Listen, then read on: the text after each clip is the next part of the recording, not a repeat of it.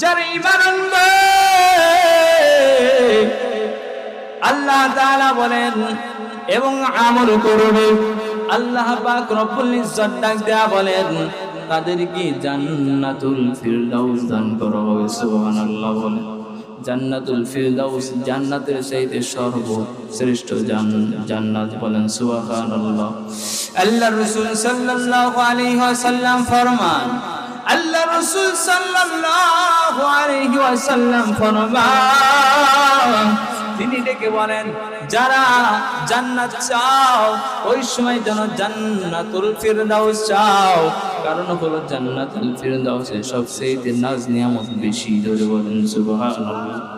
ও দুনিয়ার মুসলমান আল্লাহর গোলাম, হযরত ইব্রাহিম পয়গম্বর তিনি হলো যখন তার বয়স 14 বছর 15 বছর হয়, ওই সময় দেখে বাবাও মূর্তির পূজা করে, মাও মূর্তির পূজা করে, পরিবারের সবাই মূর্তির পূজা করে। এখন ছোট থেকে একটি বাচ্চা যেইভাবে মা বাবা লালন পালন করে সেইভাবে তো মানুষ হয় বেশিরভাগ। কথা বলেন ঠিক কিনা?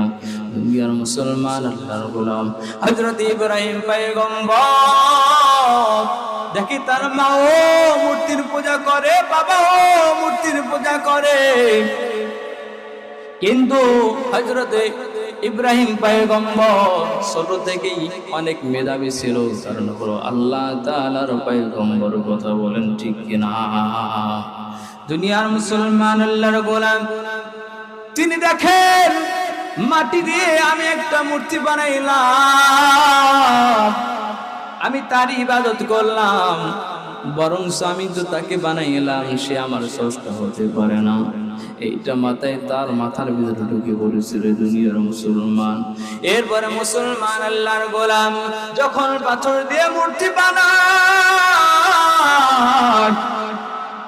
এটার যখন ইবাদত করে, ওই সময় হযরত ইব্রাহিম পয়গম্বরের মাথায় কেমন যেন প্রশ্ন জাগে, এটা তোমার রব হতে পারে না। ও দুনিয়ার মুসলমান আল্লাহর গোলাম, আজকে তো আমরা মুসলমানের ঘরে জন্ম নিয়েছি, এই জন্য ইসলাম কি জিনিস জানি না, ইমানের ব্যথা কি আমরা তা জানি না। হযরত বিলাল রাদিয়াল্লাহু তাআলা আনহু তিনি হলো ইমানের কি যন্ত্রণা তিনি কিন্তু বুঝেছেন, আপনারা সবাই জানেন। হযরত বিলাল হাবশী রাদিয়াল্লাহু তাআলা আনহু তিনি একজন দাসী ছিল, বেঈমান উমাইয়ার ঘরে